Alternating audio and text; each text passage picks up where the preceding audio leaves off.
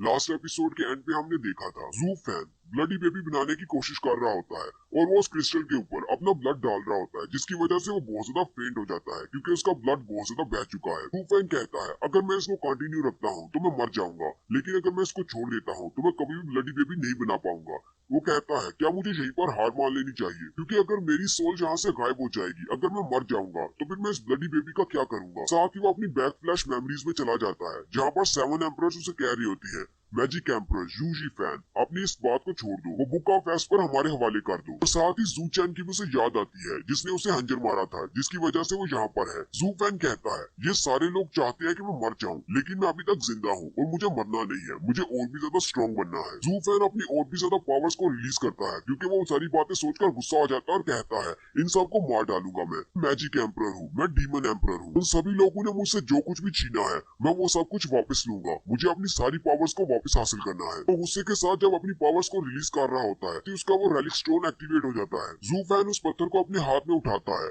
और कुछ मंत्र बोलता है, की वजह से उसमें से रोशनी निकलना शुरू होती है और वो क्रिस्टल टुकड़े टुकड़े हो जाता है। फिर उसके अंदर से जो लाइट निकलती है वो सारी उसकी बॉडी के अंदर चली जाती है। जब वो सारी की सारी लाइट उसकी बॉडी के अंदर चली जाती है, जू फैन कहता है मैंने कर दिया, मैंने अपने लिए एक ब्लडी बेबी बना लिया। और साथ ही उसकी बॉडी के अंदर एक ब्लडी बेबी को दिखाते हैं। जू फैन कहता है अब जबकि मैंने एक ब्लडी बेबी को बना लिया है तो अब मुझे पता है कि मुझे कौन सी मार्शल आर्ट्स की ट्रेनिंग करनी है। वो अपने होटल का दरवाजा खोलकर बाहर आ जाता है, जबकि टोंगलिंग अभी भी बाहर ही बैठा होता है। वो उसे कहता है तो तुम फाइनली बाहर आ ही गए। टोंगलिंग उसे कहता है कई फैमिली वाले यहाँ पर आए हुए थे, वो कह रहे थे कि हम लोग कई फैमिली आ सकते हैं, तुम क्योंकि बिजी थे इसलिए मैंने तुम्हें डिस्टर्ब नहीं किया। जू फैन उसे कहता है मुझे एक बात तो बताओ, क्या तुम पिछले 10 दिन से यहीं पर गार्ड कर रहे हो। टोंगलिंग उसे कहता है हाँ तुम्ही ने तो कहा था कि दरवाजे के बाहर पहरा देना है, किसी को भी अंदर मत आने देना, मैं पिछले 10 दिन से यहीं पर खड़ा हूँ। जू फैन हंसते हुए कहता है तुम तो बहुत ज्यादा अच्छे हो, तुम्हारा बहुत बहुत शुक्रिया, तुमने बहुत ही मेहनत की है। टोंगलिंग उसे कहता है अगर तुम्हें कोई मसला नहीं है तो फिर यहाँ से जल्दी से चलते हैं और काई फैमिली के मेंशन जाकर अपनी यंग लेडी से मिलते हैं। मिस जिया और यंग मास्टर वहाँ पर काफी दिनों से हमारा इंतजार कर रहे हैं। टोंगलिंग जैसे ही आगे आगे चलने लगता है, जू फैन उसे कहता है क्या तुम मुझसे ये नहीं पूछोगे कि 10 दिन तक मैं कमरे के अंदर क्या करता रहा हूँ। टोंगलिंग उसे कहता है नहीं ये तुम्हारा अपना काम था, मैं तुमसे इस बारे में क्यों पूछूंगा, तो मुझे पता है जब तुम बताना चाहोगे तुम खुद ही मुझे बता दोगे तुम अंदर क्या कर रहे थे। चलो अब जल्दी से काई फैमिली चलते हैं, यंग लेडी वहाँ पर इंतजार कर रही है। जू फैन उसकी बात सुनकर मुस्कुराता है और कहता है ये बंदा तो बहुत ज्यादा भरोसे के लायक है, इस तरह का बंदा अपनी जिंदगी में पहले कभी नहीं देखा जो मुझ पर इतना ज्यादा यकीन करता हो। फिर वो लोग काई फैमिली के मेंशन चले जाते हैं। जू फैन कहता है इनका मेंशन तो बहुत ज्यादा बड़ा है, फैंग सिटी की फैमिली होने के नाते इनके पास काफी ज्यादा बड़ा घर है। लोग जैसे ही अंदर इंटर होने लगते हैं, सामने खड़े गार्ड्स उन्हें रोक लेते हैं और कहते हैं तुम लोग कहाँ पर मुंह उठाए चले आ रहे हो, ये काई फैमिली का मेंशन है, कोई गरीब खाना नहीं है। टोंगलिंग उनसे कहता है मेरा नाम टोंगलिंग है और मैं लू फैमिली का हेड गार्डियन हूँ और इसका नाम जू फैन है और ये लू फैमिली का बटलर है और हमारी लू फैमिली की मिस जिया तुम लोगों की गेस्ट है। जबकि जू फैन सोच रहा होता है इससे पहले तो ये लोग मुझे अपना गुलाम कहते थे, आज इन्होंने मुझे अपना बटलर बना लिया। टोंगलिंग जू फैन से कहता है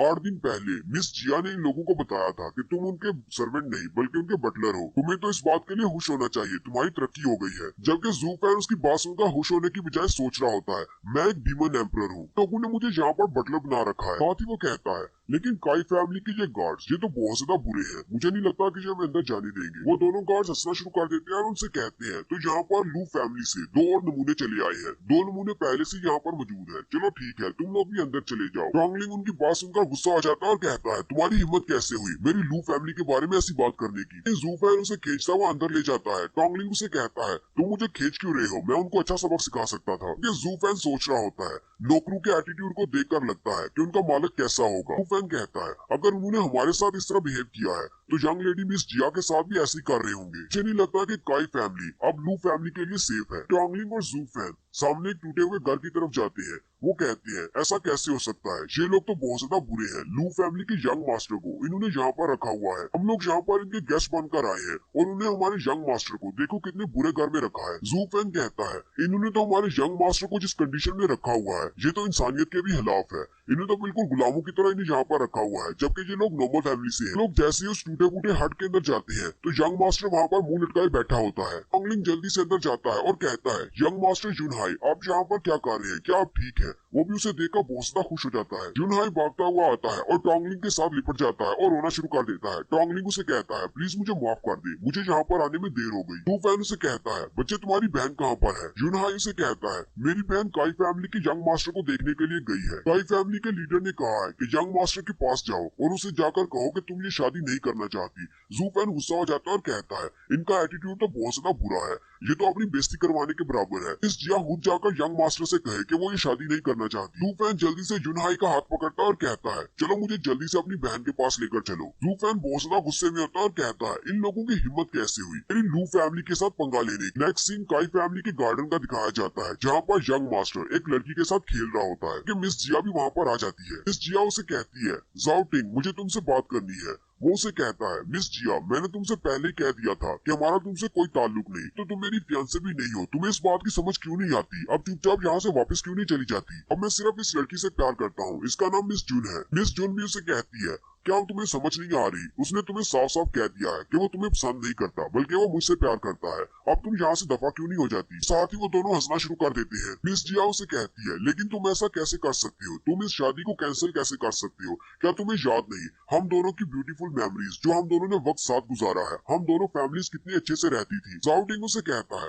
अब मुझे पता है कि लू फैमिली मुश्किल में है और तुम चाहती हो कि तुम मुझसे शादी करके अपनी लू फैमिली की हेल्प कर लो। तुम्हारी लू फैमिली का मसला, इसका मुझसे कोई ताल्लुक नहीं, इसलिए यहाँ से चली जाओ, मैं तुम्हारी लू फैमिली की हेल्प नहीं कर सकता। मिस जिया फिर से उसे कहती है, क्या तुम ये सारी बातें भूल चुके हो? हम दोनों इकट्ठे बड़े हुए हैं, इकट्ठे खेलते कूदते रहे हैं, मैं तुमसे भीख मांगती हूँ, प्लीज मेरी लू फैमिली की हेल्प कर दो। उसी वक्त मिस जून आगे बढ़ती है और मिस जिया के चेहरे पर एक जोरदार थप्पड़ मारती है। उसे कहती है, कमीनी तुझे समझ क्यों नहीं आती? मैंने तुझसे कहा ना कि यहाँ से दफा हो जाओ, जाओटिंग अब सिर्फ मेरा है। साथ ही वो गुस्से के साथ जाओटिंग से कहती है, अगर फ्यूचर में मैंने तुम्हें इस लड़की के साथ देख लिया तो मैं तुम्हें भी नहीं छोड़ूंगी, इसलिए इस लड़की से दूर रहना। जाओटिंग उसे कहता है, तुम्हें परेशान होने की जरूरत नहीं, मेरी आंखों में सिर्फ तुम ही बसी हुई हो, मैं सिर्फ तुमसे प्यार करता हूँ, बाकी सारी औरतें तो मेरी आंखों में सिर्फ कचरे की तरह है। मिस जिया रोना शुरू कर देती है और कहती है, अब मैं क्या करूँ? अब मैं अपनी लू फैमिली को बचाने के लिए क्या कर सकती हूँ? मैं तो किसी के सामने भी अपने घुटने टेकने को तैयार हूँ। मिस जिया जैसे ही अपने घुटने टेक कर उनसे मदद की भीख मांगने लगती है, वहीं पर जू फैन आ जाता है और वो आते ही उन दोनों के चेहरे पर डबल स्लैप लगाता है,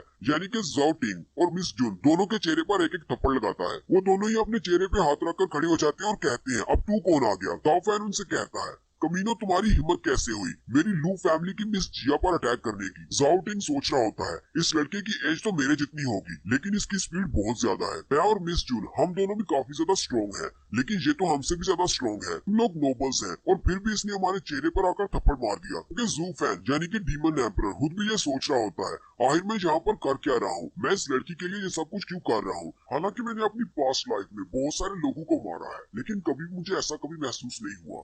ये तो इस कर्स मैजिक की वजह से है, द मैजिक ऑफ हार्ट की वजह से, जो मैं इस लड़की के लिए महसूस कर रहा हूँ। पता नहीं कब मैं इस लड़के की बॉडी से फ्री होऊंगा। अब इस लड़की की काई फैमिली में शादी नहीं होने वाली। लगता है कि मुझे इस कर्स मैजिक के साथ और भी कुछ दिन गुजारना पड़ेंगे। जू फैन आगे बढ़ता है और उसके आंसू पहुंचते हुए उसे कहता है, चलो मेरे साथ, और उसे उठाकर साथ चल पड़ता है। मिस जून चिल्लाकर उसे कहती है, वहीं पर रुक जाओ, तुम्हें क्या लगता है कि तुम लोग यहाँ पर हमें थप्पड़ मारकर यहाँ से आसानी से जा सकते हो? मिस जिया उसे कहती है, तो अब तुम्हें क्या चाहिए? मिस जून उसे कहती है, ये तो बहुत ही आसान है, तुम्हें मेरे सामने घुटने टेक कर जमीन पर अपना नाक रगड़ना होगा, वो भी 3 बार, तो मैं तुम्हें यहाँ से जाने दूंगी, और खास तौर पर इस लड़के को जिसने मुझे थप्पड़ मारा है। मिस जिया उसे कहती है, तुम कुछ ज्यादा ही बोल रही हो, लोग ऐसा नहीं करेंगे।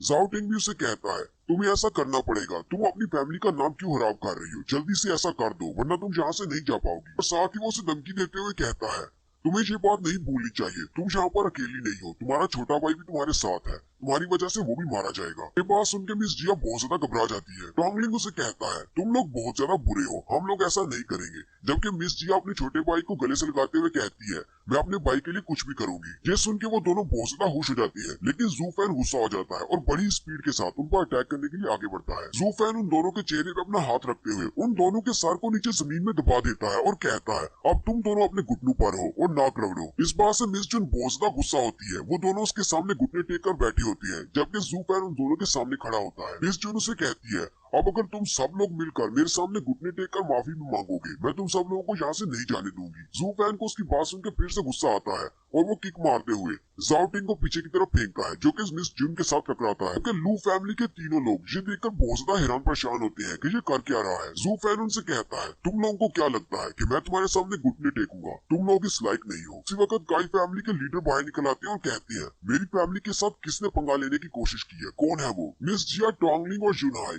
वहाँ पर उसे देखकर बहुत ज्यादा हैरान हो जाते हैं। और यहीं पर हमारी एपिसोड